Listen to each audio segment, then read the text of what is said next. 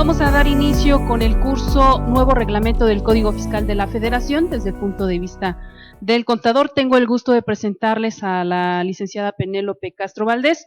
Quienes no la conocen, voy a hacer mención de un breve currículum.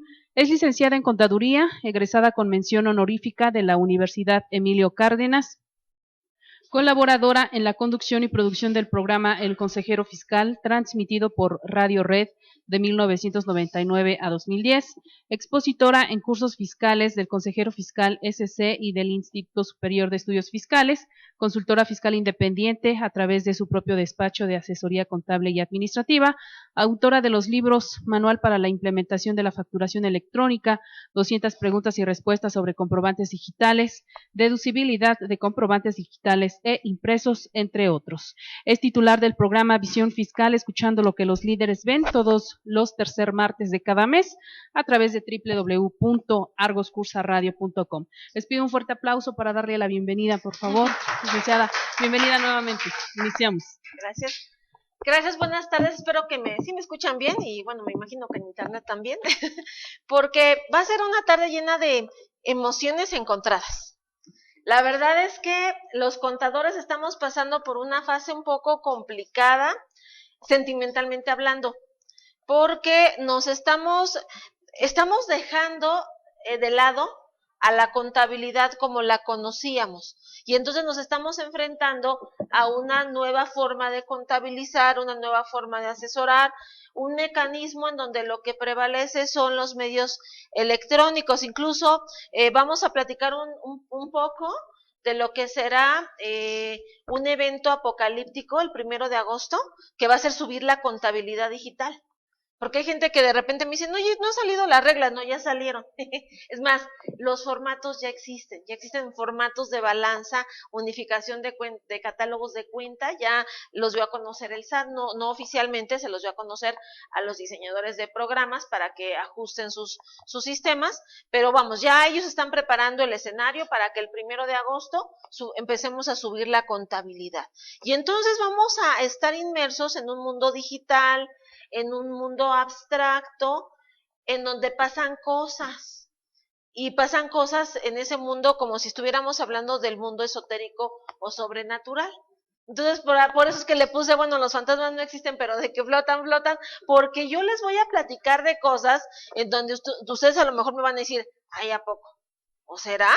Pues, aguántenme, es que sí va a pasar, sí va a ser de esa manera, y entonces tenemos que salir de la etapa de negación en la que estamos y entrar a un nuevo esquema de contabilidad, sí, y que por cierto es contabilidad digital. El concepto correcto no es contabilidad electrónica, voy a explicar por qué. Realmente el concepto correcto es contabilidad digital, porque son muchos los elementos que van a convivir juntos. Por eso es que vamos a tener que precisar el nombre correcto. Y bueno, voy a platicar de 2 reglamentos, porque la sorpresa fue que se publicó un reglamento de Código Fiscal de la Federación, donde la frase más repetida es buzón tributario. Pero las reglas de cómo funciona un buzón tributario, las reglas de cómo se emiten los acuses electrónicos, de cómo es una notificación electrónica, etcétera, etcétera, esas no están en el reglamento de código, están en el reglamento de la ley de firma electrónica avanzada. Entonces, aquí la sorpresa para los contadores es que si vamos a abordar este tema de forma técnica, pues nos vamos a tener que meter a analizar otras disposiciones alternas que nos van a abrir mucho el panorama de cómo debemos actuar, porque si no, a lo mejor actuamos de forma equivocada o pretendemos ayudar al cliente, al contribuyente, o pretendemos ayudar en la defensa, y lo único que vamos a hacer es entorpecerla más. ¿Por qué? Porque es diferente ahora, incluso la manera en la que el SAT se va a comunicar con los contribuyentes, y no solo el SAT, Seguro Social tiene poquito que ya empezó a notificar a través de su página web, el Infonavit ya tiene más tiempo, entonces tenemos que ver cuáles son ahora esas nuevas reglas de notificación. Incluso vamos a platicar de uno de los temas más importantes, que son las revisiones electrónicas, porque la pregunta es, no sé si estés preparado para una revisión electrónica. De repente, recibir una visita domiciliaria o recibir una revisión de gabinete, pues sabemos que hay un proceso, pero es un proceso que vives en un mundo que puedes ver y tocar, que se presenta el auditor, dialogas con él, le entregas cosas, igual si es por gabinete, pues llevas y entregas documentos, pero cuando es una revisión electrónica, ¿cómo va a pasar esa revisión? ¿O en qué caso se va a suscitar una revisión electrónica? ¿Cuánto va a durar? ¿Qué es lo que vamos a hacer? Entonces, hay que empezar a capacitar al contribuyente para que entienda que aunque él no cree en fantasmas, los fantasmas existen. Y aunque a lo mejor él no cree en un mundo esotérico, sobrenatural, esas cosas, sin que él se dé cuenta, van a empezar a pasar. Por eso es que incluso les hablo de un mundo apocalíptico, ¿no? Porque de repente hay un libro de la Biblia, bueno, el último de la Biblia que se denomina Apocalipsis, pero en algunas traducciones aparece como el libro de las revelaciones. Entonces, aquí se les va a revelar un panorama nuevo de cómo vamos a empezar a actuar. Y algo que llama la atención ahora de este mundo electrónico, de este mundo digital, es la velocidad con la que van a ocurrir las cosas. Entonces, vamos a platicar de muchos temas. Yo sé que va a haber varias dudas de la gente que nos está viendo por internet, de los que están aquí. Entonces, ustedes saben que me pueden interrumpir. Digo, los de internet me van a tener que escribir su pregunta, pero me pueden interrumpir. Podemos empezar a aclarar algunos de los temas tabús que vamos a empezar a analizar. Y bueno, si no te da miedo que te platiquen de fantasmas o que te platiquen de experiencias sobrenaturales, creo que estamos listos entonces para comenzar. Y vas a notar que en el material, en la parte superior, le puse en algunas láminas igual, en otra lámina nuevo, en otra lámina reformado, porque analizó, bueno, mucha gente todavía no cuenta con su reglamento de código. No tiene la versión impresa, entonces sí me tomé el atrevimiento de copiarte el artículo, incluso te resalto en color rojo la parte que se modificó, pero mi objetivo nada más es que lo leas tú conmigo y que veas si el artículo de plano es nuevo o de plano fue reformado de manera muy radical. Y bueno, quiero comenzar con el artículo 2 del reglamento de código, porque aquí es donde está la clave de por qué tantos cambios. Resulta que este artículo 2 me habla del plazo para presentar avisos y presentar declaraciones, y me dice que esta obligación de presentar avisos y declaraciones ante las autoridades fiscales se tiene que llevar a cabo de acuerdo a las disposiciones fiscales aplicables en su caso y conforme a los procedimientos que se establezcan en este reglamento y en reglas de carácter general que publica el SAT. Lo curioso aquí es que este reglamento, bueno, fue reformado. Este artículo no es de los nuevos, es un artículo que permaneció igual, pero ahora hay que verlo entonces con otro enfoque. Vamos a encontrarnos con artículos que son sin cambio, pero ahora le tenemos que dar el enfoque esotérico, el enfoque abstracto de, bueno, ¿y eso cómo aplicaría para los medios electrónicos? Y algo que me llama la atención de Código Fiscal de la Federación es que tiene un capítulo especial en la serie de artículos 17, donde me habla de los medios electrónicos. Y no es un capítulo nuevo, ya tiene varios años ahí ese capítulo en código, pero como que en esta ocasión ya cobró fuerza, ya cobra sentido. Y entonces este artículo 17 de Código Fiscal de la Federación me establece que cuando las disposiciones fiscales me obliguen a presentar documentos, estos deben de ser digitales. Entonces aquí es donde comienza este viaje que vamos a realizar. Ya los documentos, nos vamos a empezar a olvidar poco a poco del papel, poco a poco de los trámites en ventanilla, y nos vamos a enfrentar a que ahora todo va a ser en documentos digitales. Muchas gracias. Va a ser en documentos digitales, y esos documentos digitales deben de contener una firma electrónica avanzada. Entonces aquí tengo la segunda pista de por qué necesitamos estudiar la ley de firma electrónica avanzada. Porque hay una regulación especial para el uso de esta firma. Incluso dice este artículo 17D que, bueno, salvo los casos en los que se establezcan reglas diferentes, y dice que las autoridades fiscales, mediante reglas de carácter general, pueden autorizar el uso de otras firmas electrónicas. Entonces, sabemos de antemano que el SAT ha autorizado el uso de la contraseña, lo que antes era la clave CIEC, para accesar a su página, y eso se considera una firma electrónica.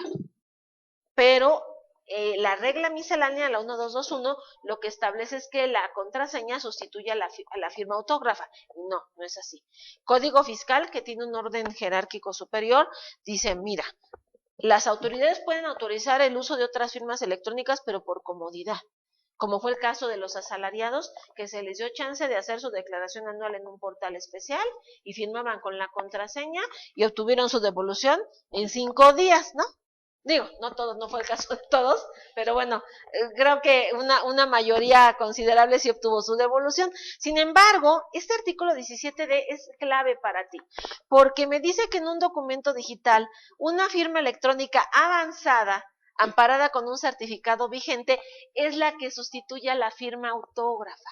Entonces aquí está el secreto de varios de los aspectos de defensa que ahora los contadores y los abogados debemos de considerar, porque van a empezar a fluir documentos electrónicos o documentos que a lo mejor nosotros asemejamos a un documento electrónico, pero no es más que una digitalización de un documento impreso.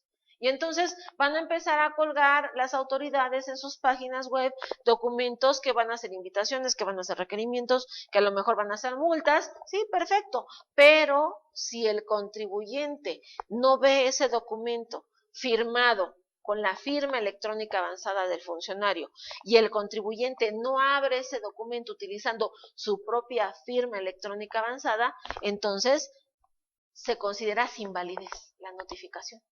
Ahora, el SAT pone muchos pretextos. Dices, no, tú entraste a tu buzón tributario y entraste con tu contraseña. Sí, yo entro con mi contraseña al buzón porque se me puede hacer cómodo.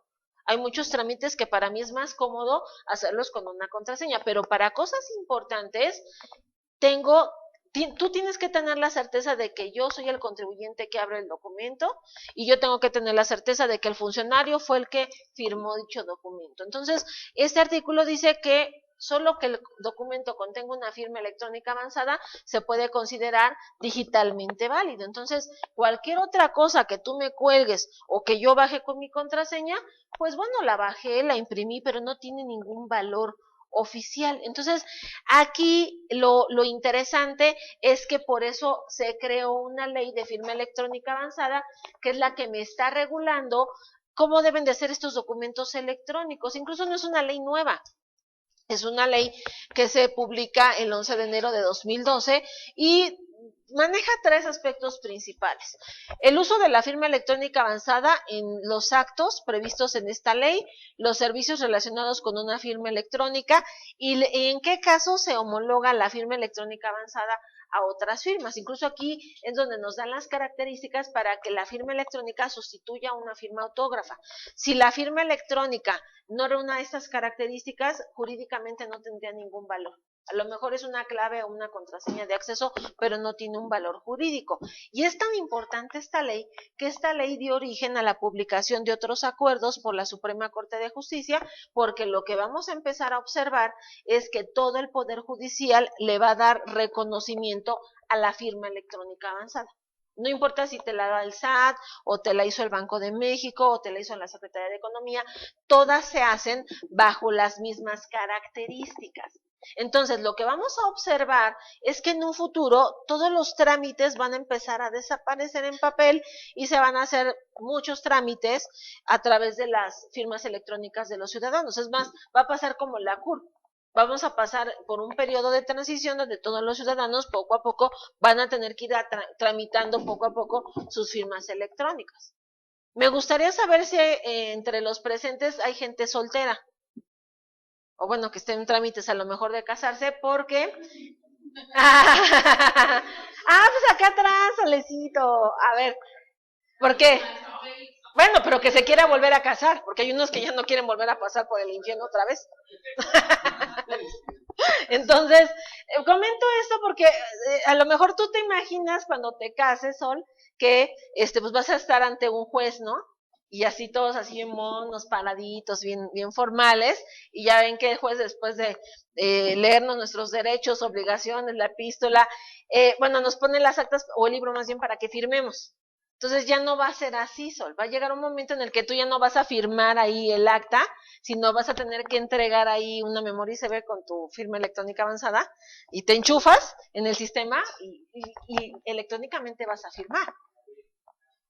No, sí, pero aquí fíjate que no, de acuerdo a esta por eso hicieron un acuerdo en todo el Poder Judicial, dijeron no, si vamos a buscar algo que identifique plenamente al ciudadano, vamos a ponernos de acuerdo cuál va a ser el elemento, y dijeron, va a ser la firma electrónica avanzada.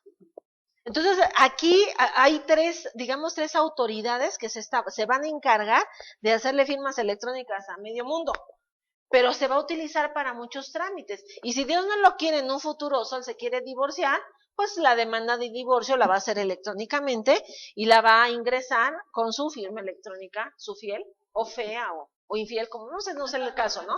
Pero va a tener que firmar con su fiel la demanda de divorcio. Entonces, vamos a observar estos elementos en todo el ámbito judicial. Por eso es que es tan importante esta ley, porque lo vamos a ver para muchas secretarías. Incluso esta ley habla de documentación hacia particulares, pero también habla de documentación o correspondencia entre dependencias.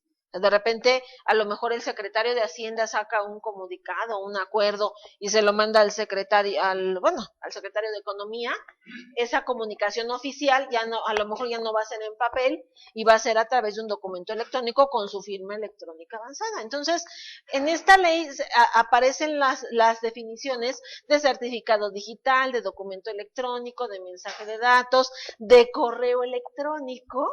Y es aquí donde se empiezan a gestar las bases para que todos nos pongamos de acuerdo en un mismo sentido.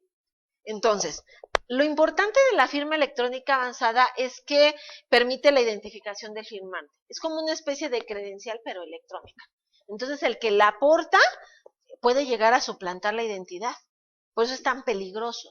Realmente aquí estamos hablando de una firma que está formada por dos archivos.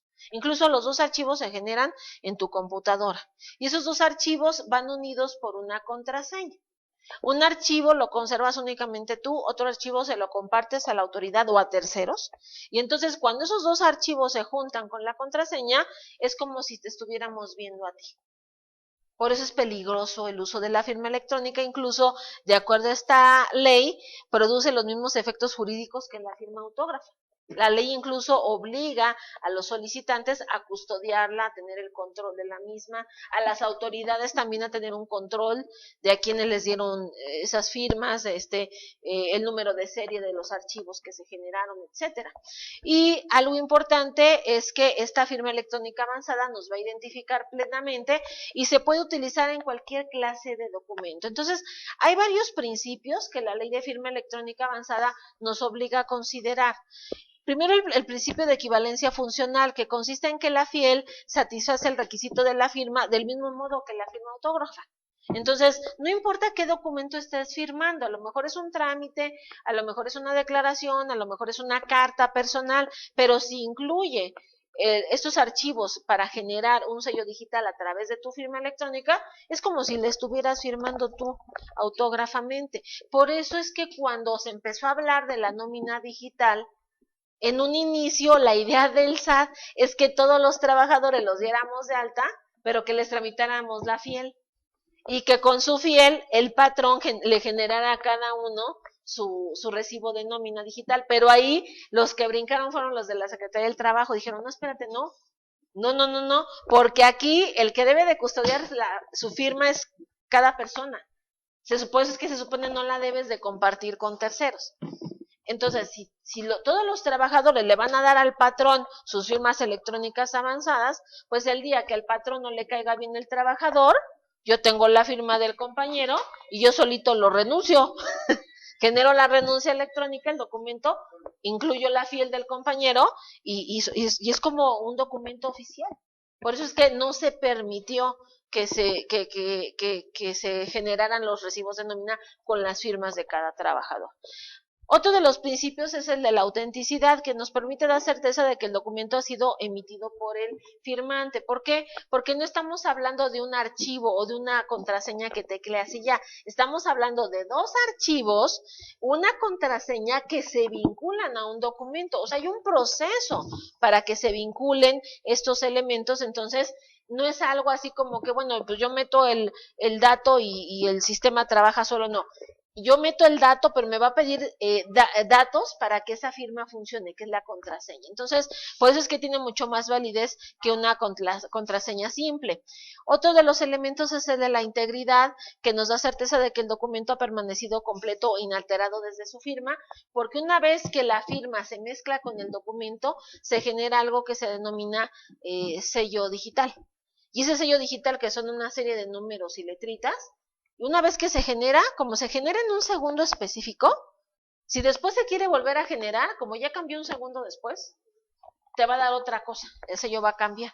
Entonces, eso nos da certeza de que, bueno, en el momento en que la persona quiso dar certeza de que el documento fue de su autoría, ese sello ya no puede ser ni modificado ni alterado humanamente hablando. Es más, sería muy complicado que un ser humano intentara regenerar un sello o hacerle los ajustes correspondientes. En factura electrónica yo me topé con casos donde la gente editaba el PDF. Y sí, modificaban el PDF con un Photoshop, puedes hacer lo que quieras, no hasta ponerte boobies, hacerte más cintura, pues no vas a poder cambiar una factura, ¿no? Entonces cambiaban el PDF de la factura, pero el XML no lo tocaban. Entonces, de repente, alguna persona que por ahí no le cruzaban los datos decía, bueno, pues a ver, quiero ver el XML. O sea, al visualizar el XML, como ese no lo alterabas, pues ahí es donde te dabas cuenta del fraude. Ahora, algunos por ahí dijeron, bueno, si le cambio el PDF, pues le voy a cambiar al XML también. Porque si tú abres un XML, hay algunos datos que tú ya identificas, ya ves el RFC, ves la cantidad. Entonces decían, bueno, pues yo aquí le cambio, ¿sí?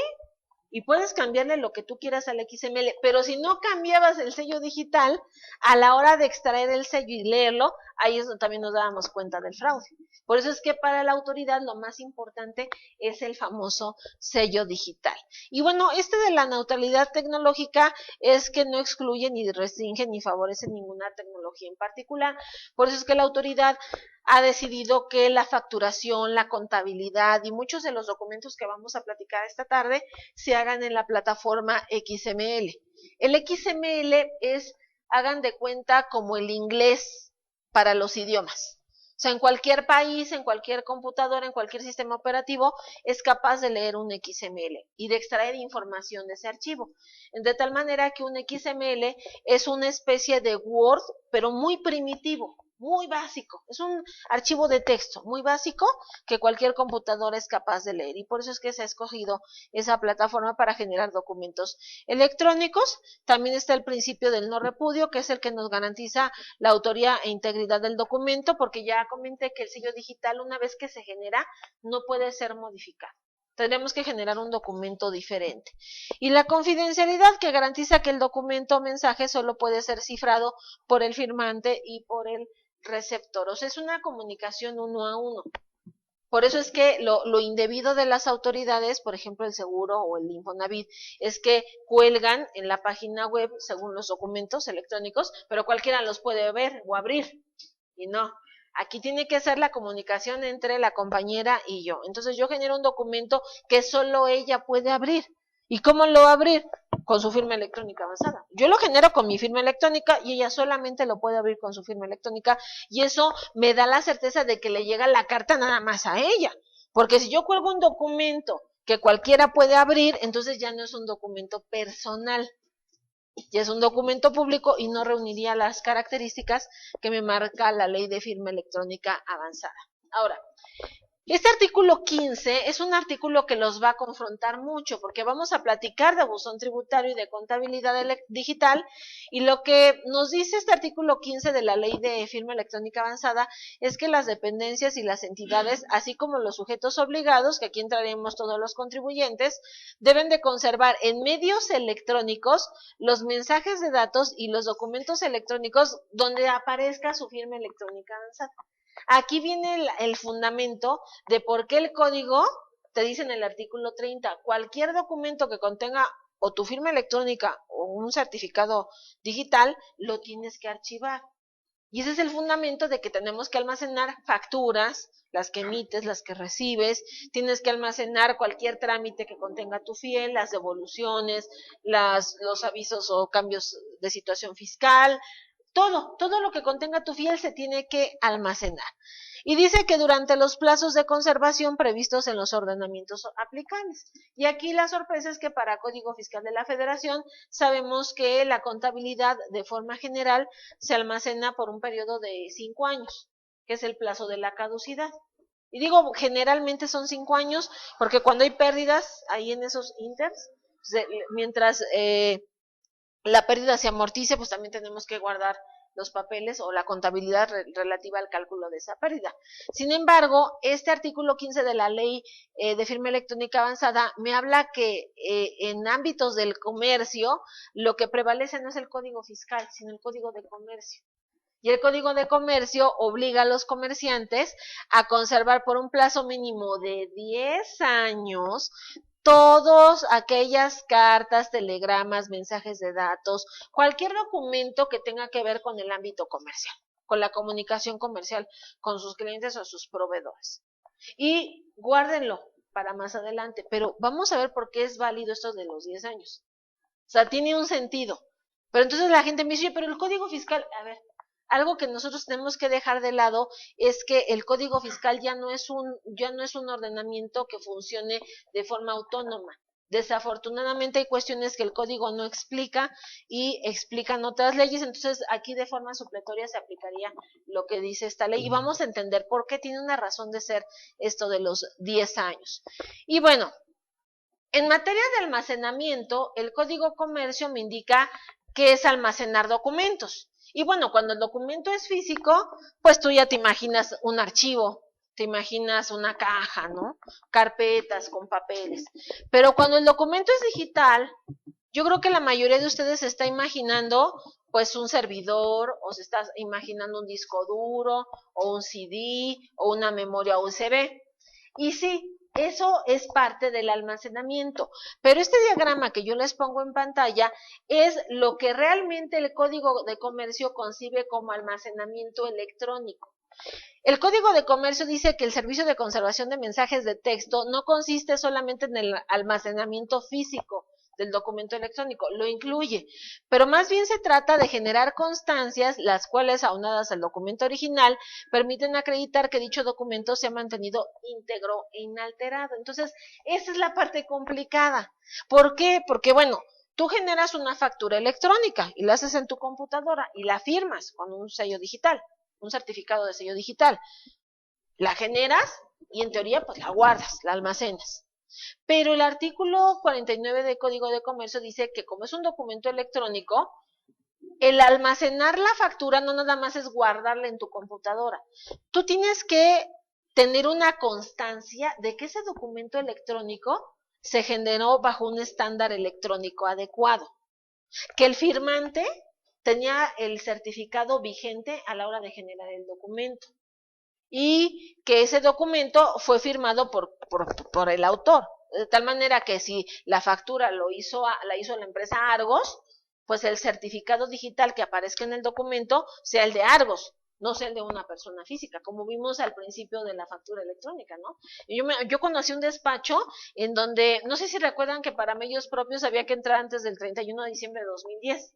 Y nos queríamos volver locos, ¿no? Porque pues dejamos todo al último y andamos en diciembre, muchos contadores no salieron con tal de lograrlo. Entonces conocí un contador que fue dramática la historia porque le instalaron el programa, tenías que generar la primera factura en diciembre de 2010 y las estaba generando el día 31, pero se equivocó y no se le ocurrió que cada RFC debería de tener su propia firma electrónica para generar su propio documento. Entonces, sus 20 clientes generó sus primeras facturas electrónicas, pero con el certificado digital de prueba. Y sí se generaron las facturas, pero con un certificado que no era el del autor, no era el de la empresa. Y bueno, pues cancélate todo lo que hiciste y ahora vuélvelo a hacer. Claro, en aquella época todavía había un truquito, porque lo que hicimos fue cambiarle la hora a la computadora. Nos regresamos a 2010 y las regeneramos, ¿no? Pero vamos, como esos fraudes tecnológicamente existen, dicen, no, tiene que haber una autoridad que certifique que ese documento realmente es oficial. Porque pues tú no eres computadora para tener la certeza de que ese archivo es válido. Es más, a la fecha hay gente que recibe el XML y lo archiva, pero no le hace nada al archivo, o sea, ni lo abre, ni lo valida, ni nada. Es más, se siguen apegando todavía a la representación impresa. Y si no le das el papelito, bueno, la persona siente que no le estás dando su factura. Pero entonces aquí van a empezar a generarse autoridades certificadoras, que es como una figura como de un cibernotario, que lo que va a hacer es certificarte que ese documento sea real. Y yo les haría la pregunta, o sea, imagínense que, digo, en un futuro no muy lejano, como acostumbra el Seguro Social, ¿no? El día 18 a las 8 de la mañana, les mande su multa porque no han pagado las cuotas del Seguro Social. Y eso pasa, es común con ellos. Pero ya no va a llegar el notificador, sino les llega a su correo electrónico y les llega un documento.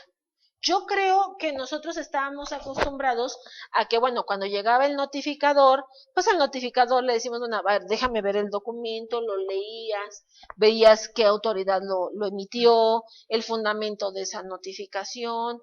Lo primero que buscas es la firma autógrafa, ¿no?, del funcionario, y ya que ves que medio es legal, bueno, pues ya lo recibes. Pero ahora si te llega por correo electrónico, ¿qué se te ocurriría hacer? Dices, bueno, pues lo voy a abrir, lo voy a leer, sí, pero no basta con que leas la representación impresa, tendrías que certificar que el archivo es legítimo. Y entonces, por eso es que van a empezar a generarse autoridades certificadoras. Este esquema, así como lo ves, es el esquema del CFDI. El PAC es el equivalente a una autoridad certificadora.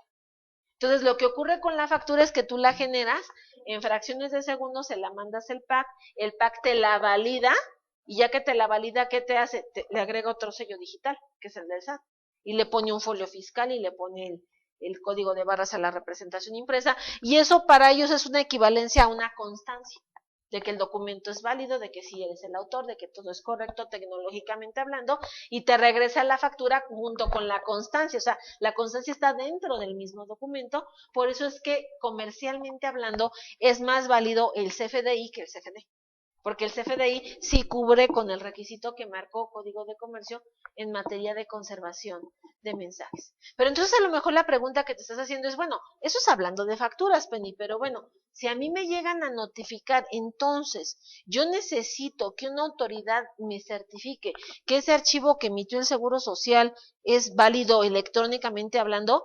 Sí. Entonces, esa es la razón por la que, lo voy a ver más adelante, hay un artículo en Código Fiscal y ahora en el nuevo reglamento de ley de firma electrónica avanzada, donde obligan a las autoridades a colgar en sus páginas web sistemas o programas para que nosotros los particulares subamos los archivos que ellos nos están enviando para que podamos darle una validez electrónicamente hablando. Incluso en el Código Fiscal de la Federación, el artículo 17I es el que establece esa obligación para el SAT. O sea, SAT, tú debes de poner a disposición de los particulares herramientas para que verifiquen cualquier documento que contenga una firma electrónica avanzada. Ya empezaron con los verificadores de facturas, porque empezamos con facturas, pero ahora deben de colgar verificadores de notificaciones electrónicas. Oye, Penny, y vamos a suponer, porque el SAT ahorita tiene una página donde tú le pones el número del documento y te dice si el documento es válido o no, pero estamos hablando de que tú te vas a la representación impresa, buscas el número y lo tecleas y te dice si es válido. No. Dice el código que debe de ser una herramienta tecnológica y que la única manera de validar un documento electrónico es remitiéndonos al archivo original. Entonces tendríamos que validar el archivo, no la representación impresa. Por algo el Código Fiscal establece que la representación impresa de las facturas solo es una presunción de que la factura existe, ¿no? Entonces ahora se la volteamos al SAT, porque ellos se van a colgar ahí representaciones impresas de multas. Y tú le vas a decir al SAT, no, esa es una representación impresa. Para mí es una presunción de que la multa existe. Yo necesito el archivo de la multa y necesito que me cuelgues una herramienta para validar que la firma electrónica del funcionario que generó esa multa, de entrada estaba vigente. Porque un segundo puede ser la diferencia entre que valga o no valga la firma. Y no solo que estaba vigente, sino que era la firma de ese funcionario. Porque estamos muy acostumbrados a que luego el funcionario no firma directamente, sino que firman los subadministradores o otro tipo de personal. Y no, aquí ya tiene que ser la autoridad que emitió el documento. Aquí no se establecen las suplencias, porque estamos hablando de medios electrónicos. Aquí no podemos hablar de una ausencia. ¿Por qué? Porque digitalmente hablando el horario se va a extender a 24 horas, vamos a ver por qué. Entonces, vamos a empezar a convivir ahora con estos documentos electrónicos y en estos documentos vamos a tener que establecer nuevas reglas. Por eso es que lo que va a pasar con los abogados, sobre todo los abogados del área fiscal, es que van a tener que empezar a capacitarse en el manejo de los documentos electrónicos, porque es lo que va a prevalecer. Yo no sé si tú has escuchado el tema de los juicios orales. Para los abogados, en varias ramas, sobre todo en la rama penal, lo que está prevaleciendo son los juicios orales. Entonces, si el abogado no está capacitado para llevar un juicio oral, se va a quedar fuera del mercado, porque es lo que va a prevalecer. Lo mismo va a pasar con los medios electrónicos. Entonces, vamos a tener que cambiar las formas de asesorar. Y bueno, este artículo 16 necesito que lo subraye. ¿Por qué? Porque me dice este artículo que hay documentos electrónicos que se van a generar de forma natural y desde el origen en electrónico, como las facturas, por ejemplo. Salud. Pero hay documentos que todavía vamos a necesitar nosotros tener en papel. ¿Cómo qué? Ay, pues ponte a pensar. Por ejemplo, cuando tu licencia de funcionamiento todavía está en papel. A lo mejor tu aviso de inscripción al RFC pues, todavía estaba en papel. ¿Qué otra cosa? La escritura constitutiva, la tienes en papel. Varios documentos todavía están en papel. Es más, de enero a marzo tenemos todavía muchas facturas en papel, ¿no? Con códigos de barras. Bueno, dice que habrá ocasiones en las que las autoridades me exijan ver el documento, pero como el mecanismo de comunicación va a ser vía electrónica, yo voy a tener que aportar ese documento digitalizado, que es el caso de una revisión electrónica. Lo que va a empezar a pasar con el SAT, sobre todo con los trámites, imagínate una devolución, haces tu trámite de devolución. Yo no sé si te ha pasado la experiencia, porque cada administración cambia su forma de trabajo, pero de repente hay administraciones que les llevas el trámite de la devolución y si es persona moral exigen la escritura constitutiva. El poder, bueno, si es que está en un documento diferente, y el original del IFE del representante legal. Aunque no vaya él, pero exigen esos documentos. Entonces, no los llevas, aunque tengas todo el resto del trámite, y dices, no, pues no te recibo hasta que no me traigas lo que te falta. Y hay ocasiones en las que tú dices, bueno, voy a hacer el trámite por internet, y al hacerlo por internet dices, bueno, pues ya no les mando eso, también a veces te lo exigen. Entonces, imagínate que mandas tu devolución y te dicen, es que te faltó mandarme la escritura constitutiva. Ay, pues, vengo cada mes, y cada mes que vengo te la entrego, pues yo la quiero otra vez. Entonces, este artículo me habla de la migración a una forma digital. Me dice que puede hacerse a través de la supervisión de un servidor público.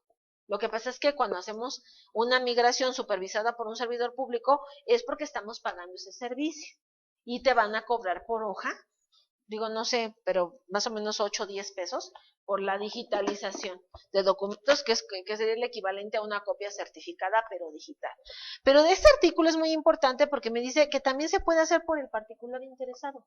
Pero cuando el particular interesado lo hace por su cuenta, debe manifestar, bajo protesta de decir verdad, que el documento electrónico es copia íntegra e inalterada del documento en papel. Entonces, esto tómalo como tip, porque en las revisiones electrónicas no va a faltar que el SAT te diga, pues me faltó la identificación del representante, me faltó tu inscripción al RFC, me faltan documentos que tengas en papel y a lo mejor tú los digitalizas y se los mandas. ¿Sabes qué puede hacer la autoridad? Decirte, pues ese documento que me digitalizaste, yo no tengo la certeza que sea copia fiel del original, entonces tráeme los originales. Es más, puedo decirte que presumo que son falsos. Entonces, para que no te hagan una jalada de esas, mejor, en términos del 16 de la Ley de Firma Electrónica Avanzada, tú bajo protesta de decir verdad dices que certificaste que es copia fiel del original. Y así no te van a hacer dar la doble vuelta o no van a desechar el documento o la prueba que ofreces. Por eso les digo, vamos a armar todo de manera que no se nos queden cabos sueltos. Ahora, hay dos acuerdos que publicó la Suprema Corte porque la Suprema Corte dijo, todo el Poder Judicial va a reconocer a la firma electrónica avanzada. Y tiene varios nombres. primero le pusieron Firel, porque no les gustó lo de fea. Y Fiel tampoco, luego le llamaron Firel, luego le llamaron FEC. Al final el concepto es el mismo, es firma electrónica avanzada. Y lo que me dicen estos acuerdos es que va a haber unidades de certificación de estas firmas electrónicas. ¿Por qué? Porque como se van a utilizar en muchas dependencias, va a haber oficinas de cada dependencia. Por ejemplo, si vas a pagar o vas a hacer un trámite en la Conagua, o vas a hacer un trámite de predial, posiblemente te pidan la firma electrónica, y va a haber una autoridad que le va a dar certificación a la firma con la que te identificas, va a ver que sea oficial. Pero lo que dice básicamente estos acuerdos es que las firmas electrónicas, para que funcionen en todo el Poder Judicial, deben de cubrir 4 requisitos, que son intransferibles, deben de ser intransferibles, irrepetibles, personales y únicas. Por eso es que la contraseña no puede sustituir a la firma autógrafa, no puede. ¿Por qué? Porque yo les apuesto que la contraseña, varios tenemos la misma contraseña. Les puedo apostar, varios pusimos del 1 al 8. O varios pusimos, no sé, Osito 64. No, digo no todos, pero puede haber coincidencias. Ahora el SAT dice, no, pero por eso te doy una pregunta secreta, porque la pregunta secreta es la que le da el carácter de personal a tu contraseña. No, perdóname, pero no. Las preguntas secretas que nos hace el SAT no son personales y únicas. Te pregunta, ¿tu platillo favorito? ¿A cuántos de aquí les gustan las semitas, por ejemplo? ¿A cuántos de aquí les gusta el pozole? O sea, varios me van a alzar la mano, entonces no es personal ni es única. O te pregunta tu color favorito, ¿a cuántos les gusta el azul? O el rosa, ¿no? Entonces, no. Aquí, por eso dice la Suprema Corte, no. Si no me garantizas que la firma electrónica con la que se generó el documento electrónico tiene estas 4 características, el documento electrónico simple y sencillamente no es válido. Por eso tenemos que cambiar la manera de ver estos documentos, porque la autoridad, por hacerlo cómodo, se va a equivocar. Vamos a entrar a una fase, no sé si recuerdan la época en la que llegaban las multas con firma de facsímil. Y al principio las pagábamos, ¿de acuerdo? Pero de repente, no, esa firma no es válida. Debe de ser la firma autógrafa. Y empezamos a devolver y a devolver. Y fueron años, que se tardó en cambiar el sistema, pero a devolver, repone el procedimiento y hazlo como dice aquí la disposición. Entonces, esto que estamos viendo son los elementos que necesitamos ahora revisar en estos documentos digitales. Ahora, todos los servidores públicos van a empezar a verificar la coincidencia de contenidos en expedientes impresos y migrar esos expedientes impresos a expedientes electrónicos. Entonces, lo que vamos a observar también es que las autoridades van a empezar a eliminar sus archivos muertos y van a empezar a digitalizar todos sus expedientes, pero los contribuyentes también. Entonces, la primera parte de la contabilidad digital consiste en que todos los documentos que tengas impresos actualmente y que están dentro de este rango de caducidad, empieces a digitalizarlos, porque no sabes en qué momento los vas a necesitar. Y como ahora los trámites van a ser a través de un buzón tributario y van a ser totalmente por internet, pues si no tienes el documento digitalizado al momento, pues te vas a tardar más tiempo en contestar. El problema es que vamos a ver que no nos van a dar mucho plazo para contestar los requerimientos, entonces tienes que tener esto listo y digitalizado para cuando una autoridad te empieza a solicitar información o te empieza a solicitar la contabilidad. Y entonces me empiezan a preguntar, oye Penny, ¿pero qué tenemos que digitalizar? Pues revisa qué tienes ahorita actualmente en papel, actualmente. Y entonces, pues estamos revisando que hay contratos de los trabajadores, contratos de los prestadores de servicios, que las licencias, que la escritura constitutiva, los poderes, las IFES, ¿no? de los apoderados, varios documentos, todo eso que tienes en papel, digitalízalo y vele creando su propio expediente digital. Ahora la gente me pregunta, ¿pero cómo es eso de digitalizar, Penny? Bueno, hay 2 maneras de hacerlo. Una es que te consigas un escáner, o las nuevas impresoras que ya incluyen el escáner, pones el documento y como que le vas a sacar una fotocopia. Y en lugar de salir una fotocopia, te saca como una imagen y la guardas en tu computadora. Eso es digitalizar. no tengo escáner, Penny, soy persona física, soy RIF, porque hasta los de RIF le van a tener que entrar a esto. ¿Qué vamos a hacer? Bueno, agarras el documento, lo pones en un escritorio que tenga suficiente luz y le tomas una foto con tu celular o con tu cámara. Nada más que es una foto con buen acercamiento, que se noten bien las letras, los números, y eso es digitalizar. Entonces sí, es para todos los presupuestos, porque la sorpresa es que todos vamos a tener que entrarle a estos nuevos mecanismos. Y bueno, me llegó una pregunta del contador Aurelio Martínez de Chiapas y me dice, al inicio de su plática comentó que a partir del mes de agosto se tiene que subir la contabilidad. ¿Los contribuyentes de régimen de incorporación también lo tienen que hacer? Bueno, sí, nada más que los de RIF lo hacen a través de mis cuentas, pero todos vamos a tener que subir la contabilidad. Más, cuando lleguemos a esa parte les voy a explicar qué es lo que pretende el SAT que hagamos.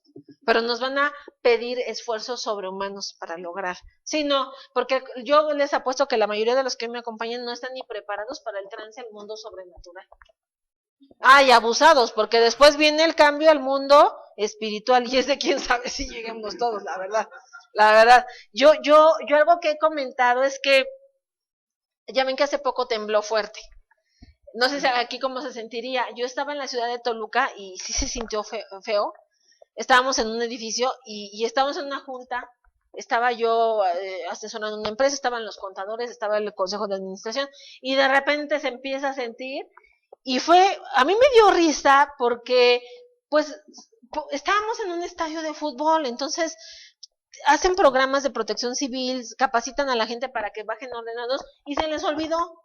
Y bajan todos como locos y las escaleras así, y corre, y yo la verdad, digo, todavía hasta me tomé mi agüita, voy bajando y así, pero yo tranquila, y de repente ya los veo concentrados ahí en la zona de seguridad, y el contador sudando, y me dicen, oye contador, tú vienes del DF, ¿no? Sí, ¿y te tocó vivir el temblor del 85? Sí, sí me tocó vivirlo, y yo estaba chiquita, pero sí se sintió feo. Además, yo me acuerdo que hasta ya ni a la escuela me pudieron dejar porque ya no había escuela y todo, terrible. Pero me decían, bueno, te vemos muy tranquila para venir del DF y haber presenciado un temblor.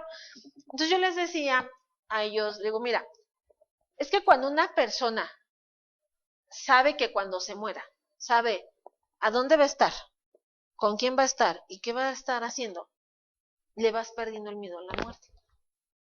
Para mí más bien ya es como una transición y lo aceptas y lo entiendes, ¿no? Yo en este momento yo les preguntaría, ¿cuántos de ustedes se quieren ir al cielo? Y varios yo creo que me hacen la mano. Compañera, ¿cómo te llamas? Lulu, ¿te quieres ir al cielo? Bueno, te tienes que morir. O si no, ¿cómo pretendes llegar?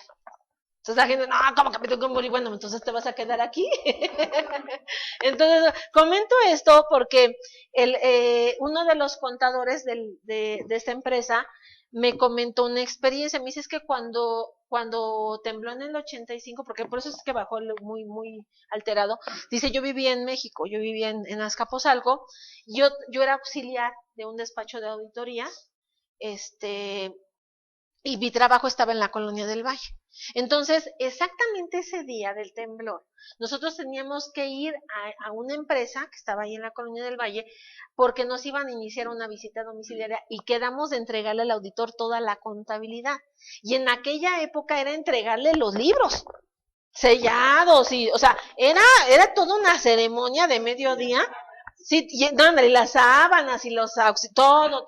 Entonces, dice, yo era el encargado de compilar toda la información junto con un compañero y mi encomienda era entregarle ese día al auditor esa información.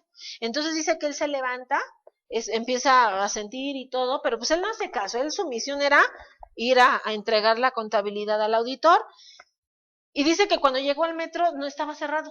Entonces dijo, no, pues no voy a llegar. Y eran las 8, no voy a llegar, el metro cerrado. Entonces lo que se le ocurrió fue subirse a un camión de la Pepsi, atrás, en la escalera, pidió un ride, y el camión creo que lo dejó en Revolución. Y ahí se bajó, y dice que siguió caminando hasta su trabajo, pero dice, yo me empecé a asustar, porque cuando ya, pues llegamos a viaducto, empiezas a ver la destrucción, empiezas a ver calles cerradas, el camión de repente le tuvo que rodear, empiezas a ver a las ambulancias, pero del ejército, ya no de la Cruz Roja, y dice, yo ya me empecé a asustar, pero fíjate, Jamás mi pensamiento fue, bueno, pues me regreso a mi casa. No, yo seguí caminando, o sea, hasta donde me llegó el camión y seguí caminando. Dice que llegó a la empresa y lo primero que le dijo ahí el ingeniero es, ¿y tú qué haces aquí? No había nadie. Regrésate a tu casa. No, pero la contabilidad y los libros y olvídate de eso, o sea, yo creo que no va a llegar nadie. Regrésate a tu casa y bye. Entonces, vamos, un contador tiene corazón para anteponer incluso su integridad física a la necesidad de sus clientes. Es más, yo les pregunto, a ver, ¿cuántos presentaron las declaraciones anuales de sus clientes a tiempo? Y todos me van a alzar la mano. Pero si yo les pregunto, ¿y cuántos ya presentaron su declaración anual personal? Y todavía no la he hecho. No he terminado, ¿no? Porque primero están los demás y luego estás tú. Eso es un trastorno mental, déjenme comentarles, eso no es sano, es un trastorno, pero la cosa es que la autoridad, a veces yo no entiendo por qué no nos quiere a los contadores. Le ayudamos mucho en esta chamba, en que esto fluya.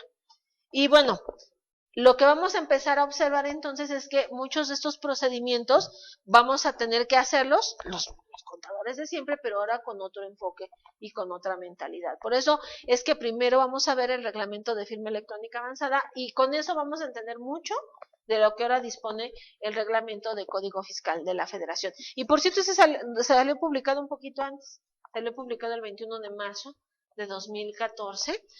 Están haciendo muchas críticas acerca de los comentarios que han salido de que muchos de los asuntos de discusión de la reforma electrónica van a ser ahora que está el mundial, ¿no? Y lo critican, no, y cómo se atreven a decir eso, y como si, ay, por favor, no es la primera vez que los agarran en la baba para sacar cosas importantes, ¿no? O modificaciones interesantes, no sería la primera vez. Pero bueno, este artículo 10 establece que para los efectos en que las notificaciones que emitan las dependencias y entidades que se efectúan por medio de tablero electrónico, aquí algo importante es que para el reglamento de la firma electrónica avanzada, tablero electrónico es página web, servidor interno, red interna, cualquier dispositivo que creen las autoridades para que tú les presentes documentos electrónicos o ellos te entreguen documentos electrónicos. Y se le da el concepto de tablero electrónico porque no siempre son páginas web, a veces son sitios internos. Entonces, bueno, pongámosle tablero electrónico y dice que los días hábiles se considerarán de 24 horas, comprendidas desde las 00, o aquí sería con un segundo, ¿no?, a las 23:59. Tiene sus ventajas y sus desventajas. ¿Por qué? Porque hubimos gente, por ejemplo en mi caso, adicta a la adrenalina, que el día 30 de abril la página no funcionaba en la mañana y no podíamos mandar declaraciones anuales. Y había gente, yo conozco gente que estuvo toda la mañana duro y dale, hasta que lo logró. Yo de plano sí agarré, dije, ay, al rato, me salí y de repente mi esposa me dijo, bueno, ¿no vas a mandar tu declaración? Sí, al rato. ¿Para qué me estreso si ahorita la página no sirve? El problema es que ya llegué a las 10 de la noche y a las 11:30 me quiero poner a mandarla y ya, bueno, sí la mandé, pero no entró a las 11:50. Ya entró a las 12:05 y entró el día 1 de mayo. Me dice, ¿no te da pena, Penny, decir que tu anual la presentaste el 1 de mayo? No, yo me doy por bien servida con que entré con el principio de espontaneidad. Antes de que me llegue un requerimiento, ya, con eso me doy por bien servida.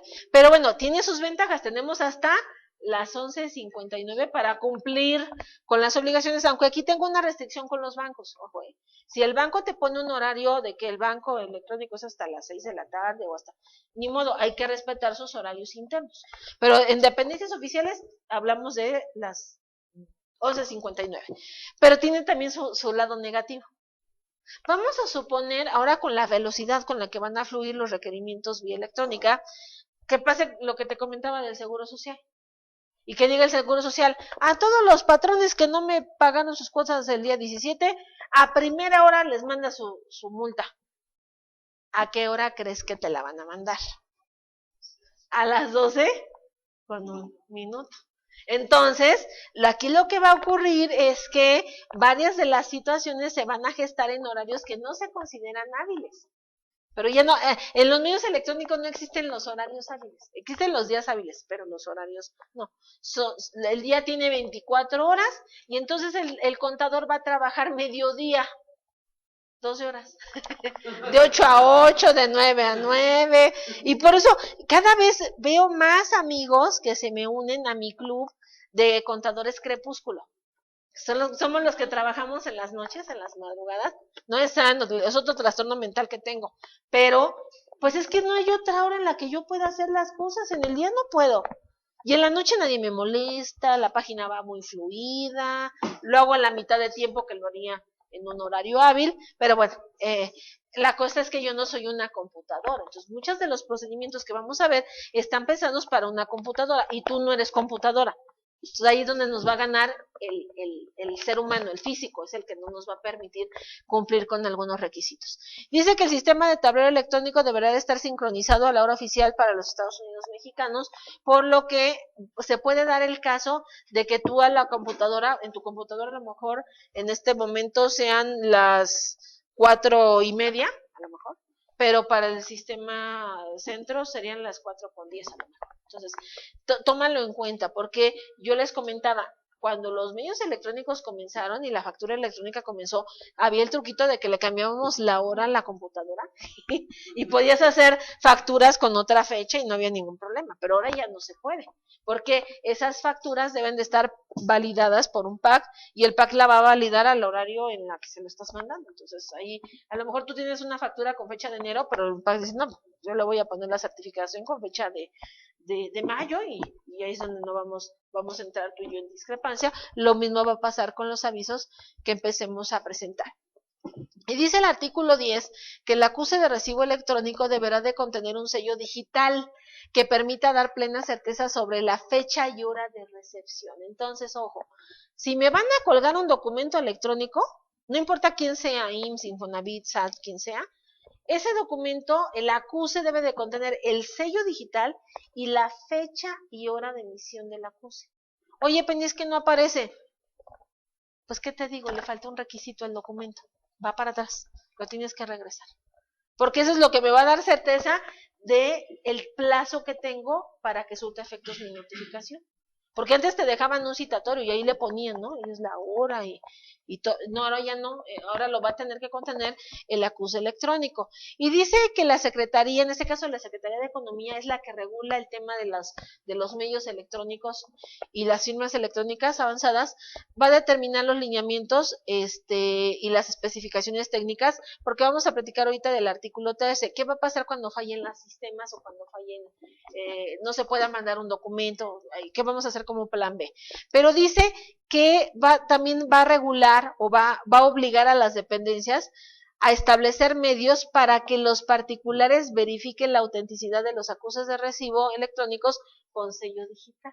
Entonces aquí está el fundamento de que SAT, Seguro Social, Infonavit, Economía, cualquier dependencia que tenga trámites electrónicos debe de colgar en su portal o donde ellos digan una herramienta para que yo valide el documento electrónico. Vamos a suponer que en ese momento te llegara una multa del SAT y sí, la bajaste, pero no puedes verificarla porque tú no eres computadora, no tienes un visualizador de XML, no sabes que con eso se puede validar, etcétera, y no hay una herramienta. Ese sería el elemento para que te repusieran todo el procedimiento o para que se considerara como nulo el documento. ¿Por qué? Porque no te están dando la certeza de que el documento reúne los requisitos. Primero, que está dirigido a ti, no sabes si está dirigido realmente a ti, no sabes quién fue la autoridad que lo emitió, es que no sé ni siquiera qué dice el documento, no, está la representación impresa, no, yo necesito ver lo del original. Entonces, el código dice que yo me remita al archivo original y ese artículo se dice que tú debes de ponerme una herramienta para que yo valide esos acuses electrónicos. No me estás poniendo una herramienta, me pones en un estado de indefensión y va para atrás tu procedimiento. Entonces, creo que se nos está abriendo otro panorama en este mundo sobrenatural. Entonces, ya sabes qué hacer cuando se te sube el muerto, ¿verdad? Ahora, artículo 12. Este artículo 12 también póngale un asterisco porque lo vamos a adoptar a nuestra conveniencia. ¿Y por qué digo a nuestra conveniencia?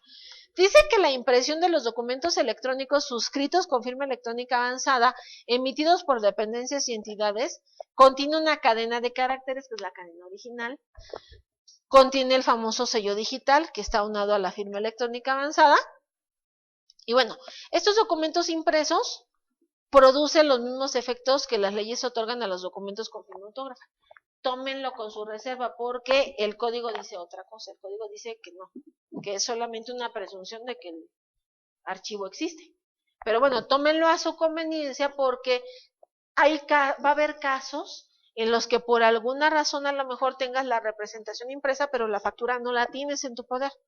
Porque estamos apenas acostumbrándonos a bajarlas del repositorio del SAT, o estamos apenas acostumbrándonos a pedirlas, pero en años anteriores no las pedíamos o no las teníamos. Entonces tómalo en consideración, porque a lo mejor este es el artículo que va a fundamentar que aunque tengas una representación impresa y no tengas el archivo, con eso puedes sustentar que la factura, bueno, pues, la das por buena o por real. Entonces tómenlo a su conveniencia, porque nos puede llegar a beneficiar en un futuro. Y el artículo 13 lo que me dice es qué va a pasar en el caso de que yo me vea imposibilitado para consultar el tablero electrónico o para abrir los documentos electrónicos que se me notifiquen a través del tablero. Me estoy refiriendo a cuando las páginas fallan.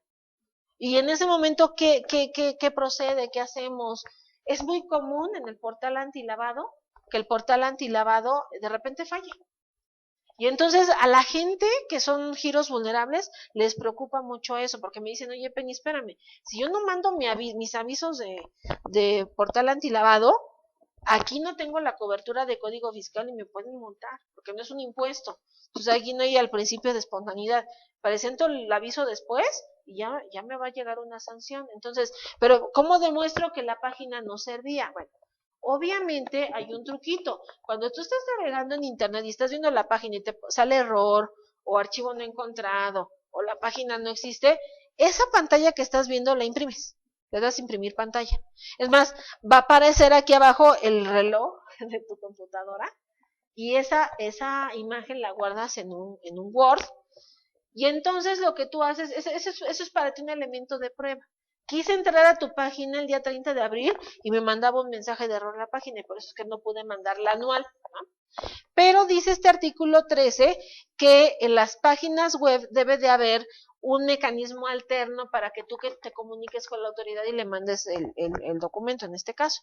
Dice que puede ser mediante un registro en el mismo tablero electrónico. Hay páginas web que tienen ahí un chat abierto. Y en el chat en vivo, pues ahí oye, la página no sirve, no puedo entrar, ¿qué hago? Etcétera. O puede ser por correo electrónico dirigido a la dirección que establezca cada página web. Cada dependencia va a establecer un correo electrónico. O dice mediante escrito con firma autógrafa. Si ya de plano la página se cayó, se murió, bueno, se vale que agarres los archivos con un escrito libre, y ni modo te vas a ir a oficialía de partes y aquí está tu archivo. Ahora, hay algo que en la página del SAT funge como una especie de oficialía de partes, que es el módulo de aclaraciones. Entonces, a la gente del portal antilavado, cuando el portal se cae, lo que hacen es que los archivos, las declaraciones que están en Excel, se meten al módulo de aclaraciones y por ahí los adjuntan y se los mandan al SAT. El SAT te contesta y te dice, oye, no es por aquí, es por el portal antilavado, sí, pero te adjunté un escrito libre donde te estoy mostrando en la pantalla de que tu página no sirve. Entonces yo no me puedo quedar sin presentar mis avisos y te los estoy mandando por un mecanismo alterno. Y eso es para que no me sanciones. Yo sé que te los voy a tener que volver a enviar cuando tú repongas tu sistema, pero yo necesito demostrar que cumplí en tiempo. Entonces, esto está fundamentado en este artículo 13.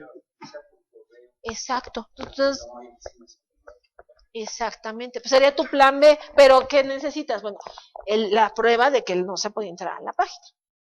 Entonces, por eso les digo, tenemos que cambiar la manera de asesorarlos, porque a lo mejor en el momento no supiste qué hacer y mucha gente se queda sin hacer nada. Dice, no, pues no se pudo. Sí, pero a la hora de las multas o de las aclaraciones, ¿cómo demuestras que no pudiste entrar?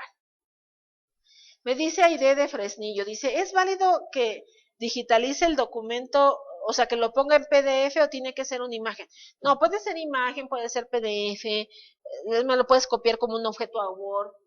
como tú quieras. El chiste es que lo conviertas en un archivo electrónico, puede ser de cualquier naturaleza. Y Oscar de Torreón me dice, al inicio de la plática mencionó que el SAT ya dio a conocer los lineamientos de la contabilidad digital. Sí, lo voy a comentar cuando lleguemos a los artículos de la contabilidad digital. Y bueno, voy a comentarles básicamente en qué va a consistir. Les voy a dejar, nos vamos a hacer un ejercicio y los voy a dejar, ¿cómo les dijera? Pensando en algo que me gustaría que dejáramos para después, que es un síndrome que yo creo que va a desaparecer.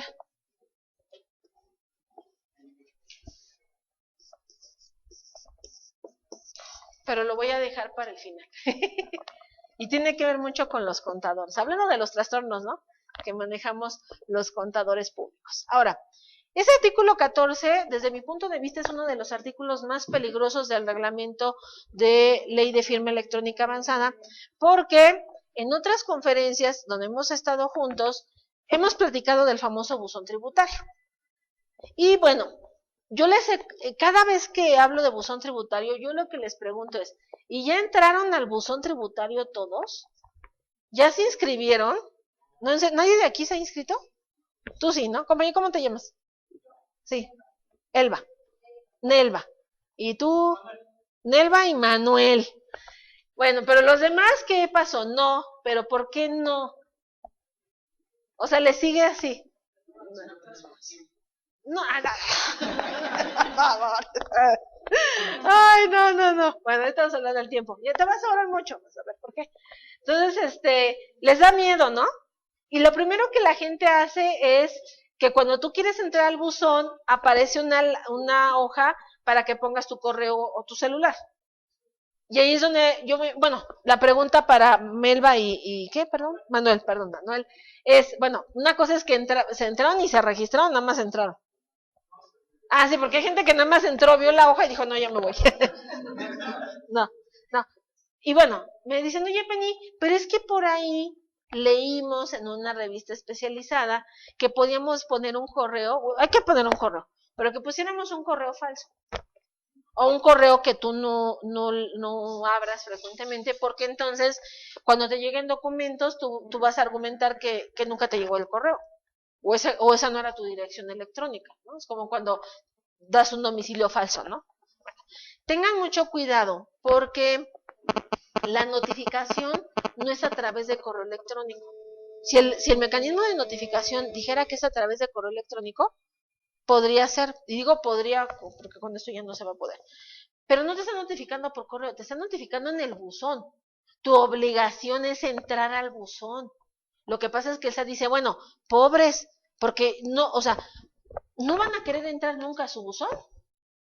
Y al no querer entrar nunca, y el día que yo les quiera notificar algo importante, y no, como nunca entran, no se van a enterar, pues yo me voy a ver muy gacho, en el sentido de que pues a lo mejor van a tener consecuencias financieras, y todo por no haber querido entrar. Entonces, para que vean que no soy tan gacho, les pido un correo electrónico o un celular para mandarles un mensaje o mandarles un correo y decirles, oye, hay un documento en el buzón, métete porque necesitas saberlo, si no va a tener consecuencias. Una vez que se cuelga el documento en el buzón tributario, tienes 3 días para entrar. Si en 3 días no entras, al cuarto ya te dieron por notificado. Por eso es que es peligroso el buzón. Ahora, dice este artículo 14, cuando los particulares o las personas autorizadas por los mismos no señalen una dirección de correo electrónico, o sea, los que no han querido entrar, o hay elementos que permitan presumir que la dirección es incorrecta, las dependencias y entidades considerarán como dirección de correo electrónico la contenida en el certificado digital, o sea, la que diste cuando tramitaste tu firma electrónica avanzada. Entonces, todos los que no han querido entrar, nada más están en su etapa de negación. Porque en base a esto, dices, pues cuando tramitaste tu fiel, esa yo la voy a dar por válida.